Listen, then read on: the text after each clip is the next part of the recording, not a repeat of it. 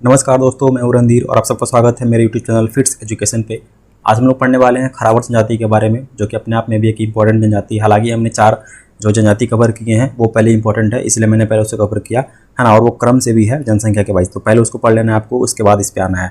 इसमें से भी बहुत सारे प्रश्न बनते हैं, बाकी हम लोग यहाँ पे सब कुछ पढ़ेंगे। तो इसमें क्या इंपॉर्टेंट रहेगा मैं बता दूंगा आपको, उसको बस थोड़ा सा फोकस कर लेना है उस पर, है ना, कि अगर वहाँ से प्रश्न आएगा तो आपको छूटना नहीं चाहिए। चलिए स्टार्ट करते हैं। आगे बढ़ने से पहले अगर अभी तक आपने हमारे चैनल को सब्सक्राइब नहीं किया है तो सब्सक्राइब करके बेल आइकन को प्रेस कर दीजिएगा, और किसी भी तरीके का डाउट हो तो कमेंट करके मुझे जरूर पूछिएगा। देखिए, पहला पॉइंट है, खरावर जनजाति वीर एवं लड़ाकू जनजाति है। तो जैसे कि हम आपको बताए थे कि जो इंपॉर्टेंट रहेगा उसको फोकस करना है आपको। तो ये जो पॉइंट बोला है ना यहाँ पे कि वीर एवं लड़ाकू, मतलब ये जनजाति फेमस है, अपने आप में फेमस है। ये बहुत वीर होते हैं, बहुत लड़ाकू प्रवृत्ति के थोड़े होते हैं। तो ये प्रश्न जो है ना पूछा गया है, ठीक है। तो इसको याद कर लेना है आपको कि पूछेगा आपसे, सिंपली ऐसे पूछता है कि कौन सा जनजाति को वीर एवं लड़ाकू की जो संज्ञा दी गई है या किसे कहा जाता है, तो वीर एवं लड़ाकू खरावर जनजाति को कहा जाता है, ठीक है। अधिकांश विद्वान इन्हें द्रविड़ मूल के मानते हैं। तो ज़्यादातर जो इतिहासकार है वो इन्हें द्रविड़ मूल के मानते हैं।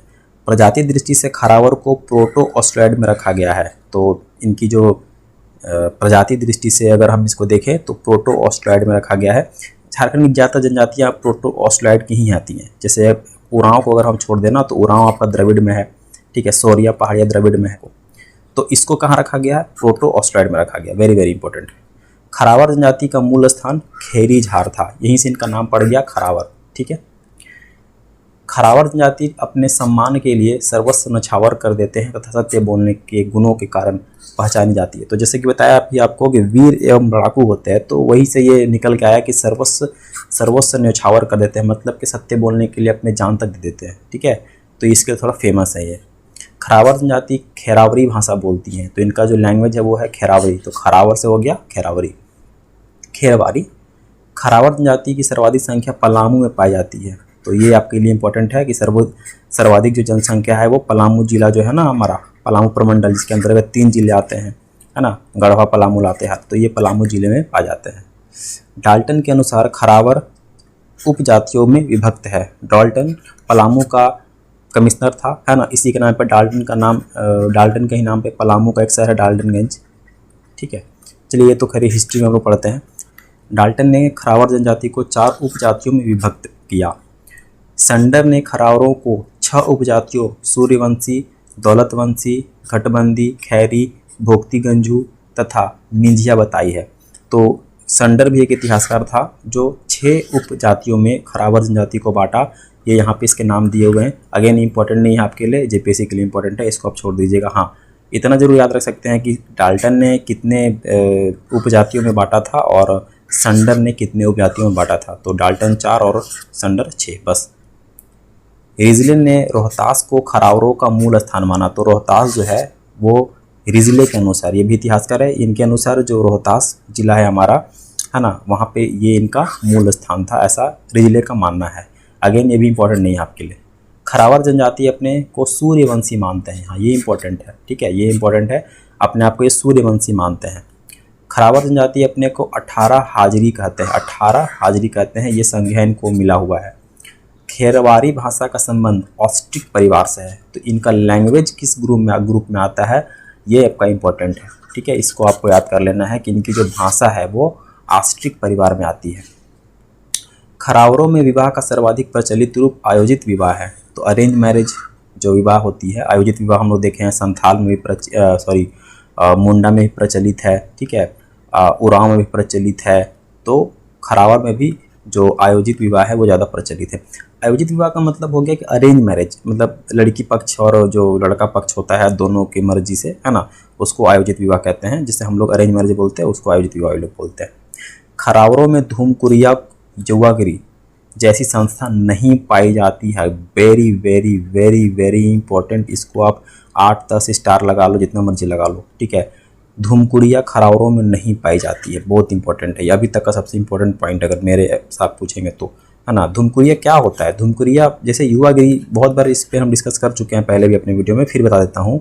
धूमकुरिया एक जो है सुधार गृह होता है जहाँ पे युवक और युवतियों को रखा जाता है और उन्हें एक शिक्षा दी जाती है ताकि समाज में वो एक अच्छे इंसान बन सके, ठीक है। तो युवागिरी ये जो नाम है ये सब जनजाति में मिलता था। इसके नाम अलग अलग होते थे, जैसे किसी में धुमकुड़िया बोल दिए, किसी में घोतलू बोल दिए, ठीक है। तो उसी तरीके से यहाँ पे जो है खरावरों में ये धुमकुड़िया नहीं पाई जाती है। खरावर जनजाति में बाल विवाह को श्रेष्ठ माना जाता है, तो इनमें बाल विवाह का प्रचलित है, बाल विवाह कर सकते हैं, ठीक है, मतलब कर सकते थे, अब तो नहीं। खरावरों के मुख्य देवता सिंह बोंगा है, तो सिंह बोंगा ज़्यादातर जनजातियों के ही मुख्य देवता हुआ करते हैं, सिंह बोंगा है ना। उरांवों के भी संथालों के भी जो सर्वोच्च देवता हैं वो सिंह बोंगा है। उरांवों के कौन है? उरांवों के धर्मेश हैं, ठीक है, धर्मेश। खरावर जनजाति का धार्मिक पुरोध बैगा होता है, इनका जो धार्मिक प्रधान होता है ना वो बैगा होता है।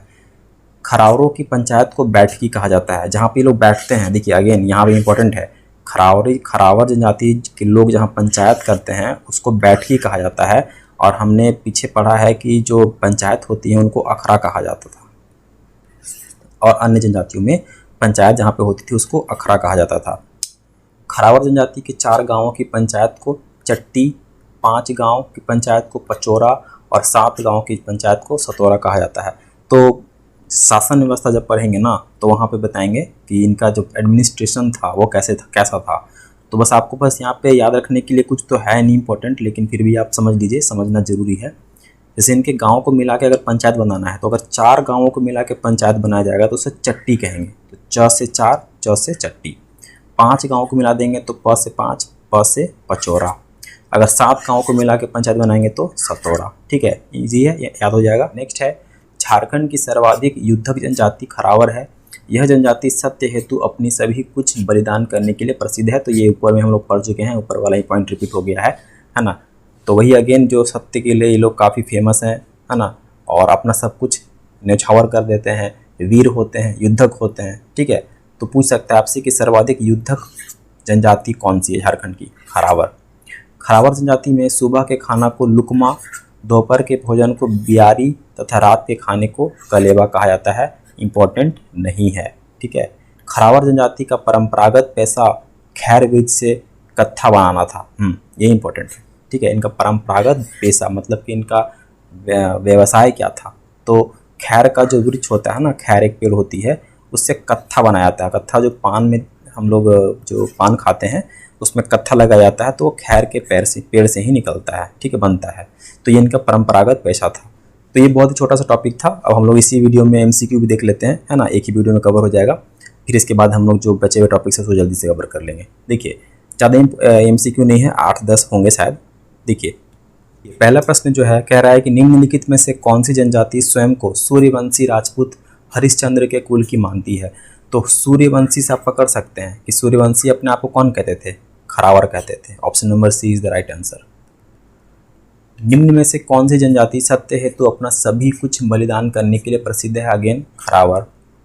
व्याख्या पढ़ लेते हैं। खरावर जनजाति सत्य हेतु अपना सभी कुछ बलिदान करने के लिए प्रसिद्ध है। इनका निवास पलामू, लातेहार, गढ़वा, चतरा, है ना, आदि जिलों में है। ज़्यादातर ये पलामू, लातेहार और गढ़वा में मिलते हैं। इनका प्रमुख संकेंद्रण पलामू प्रमंडल में है। तो पलामू प्रमंडल में ये 3 जिले आते हैं ऊपर के, पलामू, गढ़वा, लातेहार। पलामू व लातेहार में इस जनजाति को 18 हाजरी कहा जाता है ना। देनवारी, राउत, भोक्ता मांझी, महतो आदि इनकी उपजातियां हैं, इंपॉर्टेंट नहीं है, ठीक है। संडर के अनुसार इनकी 6 उपजातियां हैं। और हम बताए थे ना भी कि संडर को खाली आप याद रखना है कितनी उपजातियों में संडर ने इनको बांटा था, 6 में बांटा था। और डाल्टन ने 4 उपजातियों में बांटा था, बस ये याद रखना है आपको, ठीक है। तो 6 कौन सी है? ये 6 उपजातियां संडर ने बांटी थी, वो कौन सी है? मंझिया, गंजू, दौलतबंदी, घटबंदी और सूर्यवंशी, ठीक है। इसको भी याद करने की आवश्यकता नहीं है आपको, मत याद करने बैठ जाइएगा। चलिए नेक्स्ट देखते हैं। निम्न में से किस जनजाति में घुमकुरिया जैसी संस्था नहीं पाई जाती है? तो बहुत इंपॉर्टेंट है, ये इंपॉर्टेंट कर लीजिएगा। खरावर में नहीं पाई जाती है। अगर आपको वीडियो अच्छा लगता है तो प्लीज़ लाइक और सब्सक्राइब कर दिया कीजिए, इससे मुझे मोटिवेशन मिलता है और मैं आपके लिए वीडियो बनाने के लिए प्रेरित होता हूँ। नेक्स्ट है, खरावर जनजाति में किस प्रकार के विवाह को श्रेष्ठ माना जाता है? तो यहाँ पे जो बाल विवाह है ना उनको श्रेष्ठ माना जाता है। तो 116 का हो जाएगा आपका ऑप्शन नंबर ए। नेक्स्ट है, निम्न में से कौन सा कथन खरावर जनजाति के से संबंधित नहीं है? तो 4 कथन दिए हुए हैं। इस तरीके का प्रश्न जो है वो आजकल काफ़ी पूछा जाने लगा है आपके झारखंड एग्जाम्स में, है ना। अभी जेईई का जो पेपर हुआ था उसमें भी ये पूछा गया था। तो इस तरीके के प्रश्न को ध्यान से देखा कीजिए, मतलब इसमें आपको कंसेप्ट पूरा अच्छा से पता होना चाहिए, तभी आप इसका उत्तर कर पाएंगे। मतलब कि जितने जिसके बारे में ये बताया जा रहा है वो आपके उसके बारे में मालूम होना चाहिए, तभी आप छांट पाएंगे कौन सही है कौन गलत है। तो इसमें खरावर जनजाति के बारे में क्या संबंधित नहीं है पूछा है, ठीक है। तो इस जनजाति में महिलाएं साड़ी पहनती हैं। इस जनजाति में सुबह के खाने को लुकमा, दोपहर के खाने को बियारी तथा रात के खाने को कोलबा कहा जाता है, बिल्कुल सही। इस जनजाति का परंपरागत पेशा खैरविरी से कत्था बनाना है, बिल्कुल सही। इस जनजाति के द्वारा नवाखानी सोहराई त्यौहार नहीं मनाया जाता है। तो यहाँ पे देखिए ऑप्शन नंबर जो हो जाएगा आपका डी, है ना, ये इसमें गलत है ना, ये इसमें संबंधित नहीं पूछा है ना। हाँ, तो ऑप्शन नंबर डी जो है वो संबंधित नहीं है, यानी कि ए, बी और सी ये सही है, ठीक है, और ये गलत है। नेक्स्ट है निम्न में से कौन सा कथन खरावर जनजाति संबंधित है। तो पूछा है कौन सा संबंधित है। देखिए पहला है इस जनजाति के सर्वप्रथम देवता सिंहबोंगा है, बिल्कुल संबंधित है, सही कह रहा है। इस जनजाति में बीमारी के समय ओझा की सहायता ली जाती है, बिल्कुल सही है ना, ये तो पहले सभी को लेते थे। इस जनजाति में जादू टोना करने वाले व्यक्ति को माटी कहा जाता है, ये भी बिल्कुल सही है। तो उपरोक्त सभी हो जाएगा इसका, ठीक है। 118 का ऑप्शन नंबर 80 हो जाएगा। Option number D is the right answer, यानी कि सभी स्टेटमेंट सही है। तो ये था छोटा सा टॉपिक खरावर जनजाति, ये खत्म हो गया। अब हम लोग आगे जो इंपॉर्टेंट टॉपिक्स है उसको कवर करेंगे जल्दी जल्दी, और जो अभी साइंस से कुछ वीडियोस आने वाले हैं उनको भी आप देख लीजिएगा, इंपॉर्टेंट है झारखंड के पर्सपेक्टिव से, है ना। झारखंड में आपका जो एक्साइज कांस्टेबल है उसमें आपका 20 से 25 नंबर का साइंस रहेगा शायद, तो उसको आप देख लीजिएगा, अच्छे से कवर हो जाएगा। और आप एनसीईआरटी पढ़िए साइंस के लिए, ठीक है, NCERT is a very important, NCERT से प्रश्न बनेंगे। तो मिलते हैं फिर अगले वीडियो में साइंस से कुछ टॉपिक के साथ। चैनल को लाइक और सब्सक्राइब कर दीजिएगा, बेल आइकन को प्रेस कर दीजिएगा। Thank you so much.